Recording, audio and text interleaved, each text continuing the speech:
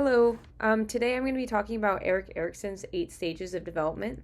And starting with my impression, something that I wanted to identify that's very different from this theory from many of the other ones is that it goes through all the stages of life, not just childhood.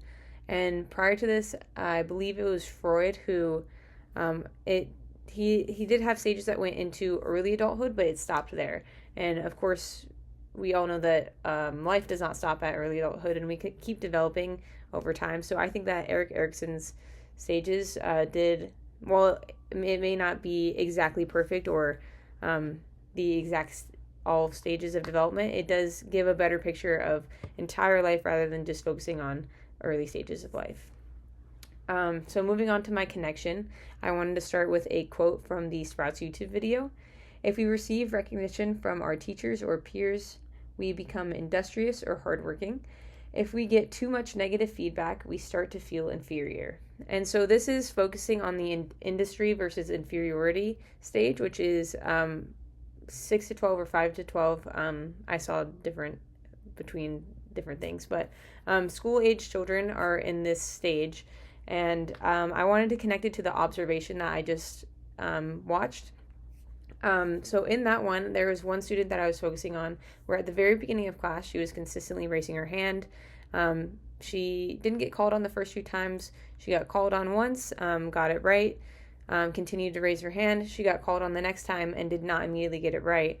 And that was the last time that she rose her hand. So I think that that was a really good real life example of this stage at work where when receiving negative feedback, even though the teacher wasn't necessarily overly negative with it, she just didn't get it correct. It immediately made her want to stop working towards contributing in the classroom. So applying this to my future classroom, I want to make sure that I am giving every student that encouragement and positive feedback and recognition for participating, even if it's not always correct, and then using scaffolding techniques rather than just correction or negative feedback whenever a student is not correct. Moving on, another quote that I wanted to include was from the Verywell Mind. According to Erikson, an identity crisis is a time of intensive analysis and exploration of different ways of looking at oneself. So I included this one in here because as I was reading about his biography, a lot of his research came from his own identity crisis, which is also a term that he coined.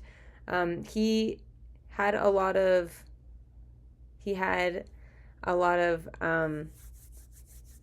crisis, like looking for who he was, whether it was in the schools that he was at, his parents, the way that he looked, the criticism that he received, and that's kind of what made him start to do the research that he did. So I thought that was an important quote if I'm going to be looking at his theories altogether.